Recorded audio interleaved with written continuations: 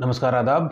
Karnataka wire के इस programme जो हमने सीरीज शुरू की है जिसका नाम है अखबारों की खबर, इसमें आपका स्वागत है। ये अखबारों की खबर, जैसा आप जानते हैं, एक प्रोग्राम, एक सीरीज शुरू की है जिसमें अलग अलग अखबारों में की जो प्रमुख खबरें जो भी हैं, जो छपी हैं, उसकी जानकारी जो अंतर्राष्ट्रीय मत की हो, राष्ट्रीय की हो या राज्य से जुड़ी हुई खबरें आपको ब्रीफली इसमें बताता हूँ। तो शुरू करता हूँ कि जो प्रमुख क्या क्या खबरें हैं। सबसे पहली एक प्रमुख खबर जो नेपाल से आ रही है। नेपाल की खबर यह है कि वहाँ के जो केबल ऑपरेटर हैं, नेपाल के केबल ऑपरेटरों ने भारत के सारे चैनल जो हैं, वो न्यूज़ चैनल हो या जो भी एंटरटेनमेंट चैनल हो, उन पे बैन लगा दिया है, पूरी तरह से रोक लगा उन्होंने रोक लगाई है दूरदर्शन को छोड़ के। सो दूरदर्शन एक ही चैनल है जो वहाँ नेपाल की जनता देख सकती है, बाकी चैनलों को वहाँ के केबल ऑपरेटर ने पूरी तरह से बैन लगाई है। अब पूरा मसला ये इसमें यह है कि नेपाल के जो केबल ऑपरेटर हैं उनका ये मानना है और वो आरोप लगा रहे हैं भारत के न्यूज़ चैनल पे कि भारत के न्यूज़ चैनल वाले गलत खबरें दे रहे हैं, झूठी खबरें दे रहे हैं नेपाल के से जुड़ी हुई। और वो ये कह रहे हैं कि नेपाल की जो वहाँ की सरकार है, उनका नाम, सरकार का नाम बदनाम करने की कोशिश की जा रही है। वहाँ के जो नेता हैं उनको बदनाम किया जा रहा है। अंतर्राष्ट्रीय स्तर पर नेपाल का नाम खराब हो रहा है। वो ये झूठी खबरें भारत के न्यूज़ चैनल फैला रहे हैं, ऐसा आरोप वहाँ की केबल ऑपरेटर्स का है। लेकिन इसमें ये अहम बात यह है कि नेपाल की सरकार के तरफ से अब तक ये पुष्टि नहीं हुई है। सरकार ने इस पर कोई सफाई नहीं दी है, नेपाल की सरकार ने। अलबत्ता वहाँ की केबल ऑपरेटर ने ये कहते हुए कि नेपाल का नाम बदनाम कर रहे हैं भारत के टेलीविज़न चैनल्स, इसलिए उन्होंने बैन कर दिया है। वहाँ के चैनल को ब्रॉडकास्ट करने पे रोक लगाई है, वहाँ सिर्फ दूरदर्शन एक ही देख सकते हैं।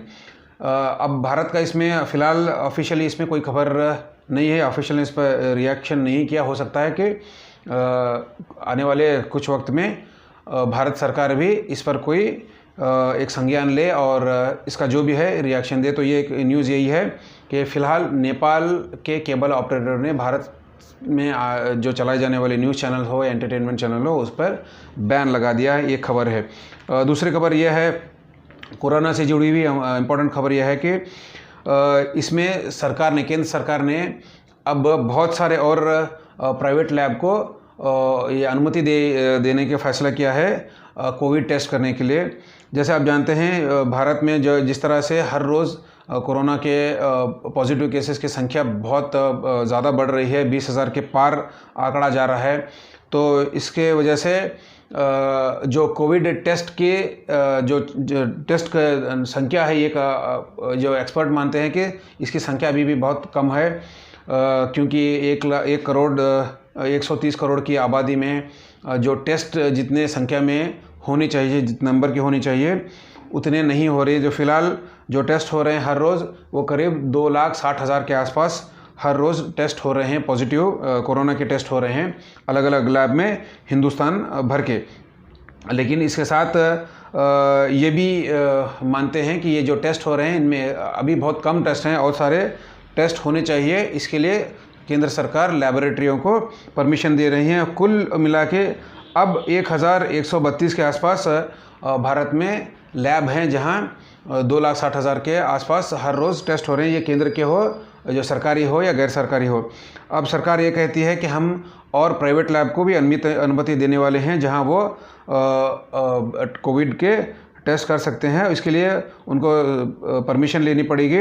National accreditation board of testing and calibration laboratories एक सरकार की एक एजेंसी है। इस सरकार की एजेंसी के पास एप्लीकेशन डाल के सरकार से आप अनुमति ले सकते हैं प्राइवेट भी टेस्ट करने के लिए। एक खबर। और दूसरे कर्नाटक से जुड़ी एक खबर ये बताना चाहता हूँ। इम्पोर्टेंट खबर यह है कि कोरोना से ही जुड़ी हुई है कि कोरोना के मामले जिस तरह से बहुत बड़ी पैमाने पर कर्नाटक में बढ़ते जा रहे हैं। हर रोज़ करीब 1,500 से 2,000 मामले आ रहे हैं और जिसमें सबसे ज़्यादा बेंगलोर से आ रहे हैं। 500-800 से लेके हज़ार तक केस तो एक दिन में सिर्फ बेंगलोर से आ रहे हैं। तो अब बेंगलोर में कोरोना पे थोड़ी सी रोकथाम करने के लिए, कंट्रोल लाने के लिए कैबिनेट डिसीजन लिया गया है, जिसमें सिर्फ बेंगलोर के लिए ही 8 मंत्रियों को और 8 हाई लेवल ऑफिशियल्स को इसका इंचार्ज दिया गया है, ताकि ये 8 मिनिस्टर और 8 टॉप ऑफिशियल्स मिलके इस पर कड़ी नज़र रखेंगे कि कोरोना के जो मामले बढ़ रहे हैं उस पर रोक लगाने की कोशिश की जाए। ठीक है, ये तो कर्नाटक। इसके बाद मैं अलग अलग ज़िलों से 2 इम्पोर्टेंट खबर बता के आपको आज का प्रोग्राम ख़त्म करता हूँ। ये एक बेलगाम से जो खबर आ रही है, जिसमें ये कहा गया कि सतीश जारकिहोली जो केपीसीसी के वर्किंग प्रेसिडेंट है, उन्होंने एक इल्ज़ाम लगाया है केंद्र और राज्य सरकार पे कि वो कोरोना का जो मामले चल रहे हैं कर्नाटक में, इसको ठीक से हैंडल नहीं कर रहे, इसमें एक तरीके से फेल हुए हैं। और ये कहते हैं कि जितने फंड्स, इतना पैसा जिसका एलोकेशन करना चाहिए था इसको कोरोना के मामलों को पे नज़र रखने के लिए, वो बहुत कम है। वो चाहते हैं कि जो पीएम केयर फंड्स है उसका ज़्यादा से ज़्यादा इस्तेमाल हो ये कोरोना के मामलों को रोकने के लिए। ये खबर है बेलगाम से।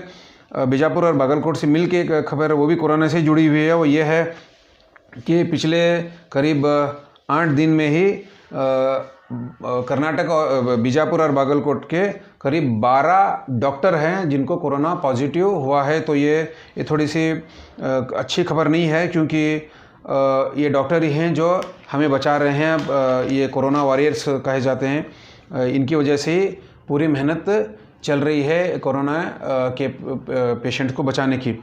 लेकिन अगर डॉक्टर ही खुद बीमार पड़ जाएं, वो कोरोना पॉजिटिव हो जाएं, तो फिर ये मुश्किल है। तो ये उम्मीद करेंगे, दुआ करेंगे कि डॉक्टर ठीक रहें, वो कोरोना पॉजिटिव ना आए, ताकि जो मरीज़ हैं उनका अच्छा इलाज हो सकते। और एक आखिरी खबर कर्नाटक से जुड़ी हुई बताता हूँ कि फ़िलहाल कर्नाटक के बेंगलोर में जो एग्जीबिशन इंटरनेशनल एग्जीबिशन सेंटर है, उसको कोरोना केयर सेंटर बनाया गया है। बहुत बड़ा कोरोना केयर सेंटर, जिसमें 10,100 बेड का ये पूरा हॉल बनाया गया है, जिसमें 10,000 एक साथ 10,100 कोरोना के मरीज़ हो या उनको क्वारंटाइन किया जा सकता है उनको लाके, ताकि उनकी देखभाल हो। तो ये बहुत बड़ी खबर है। आप देखेंगे कि इसमें और क्या कौन सी फैसिलिटी वो देने वाले हैं, और इसमें कितने डॉक्टर्स अवेलेबल रहेंगे, किस तरह से ये जो कोरोना के मरीज़ वहाँ आएंगे तो या फिर जो असिम्टोमेटिक होंगे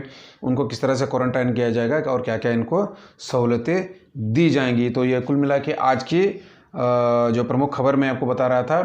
कल मैं आपसे फिर मिलूँगा दूसरी अलग प्रमुख खबर के आपके सामने लाके। धन्यवाद।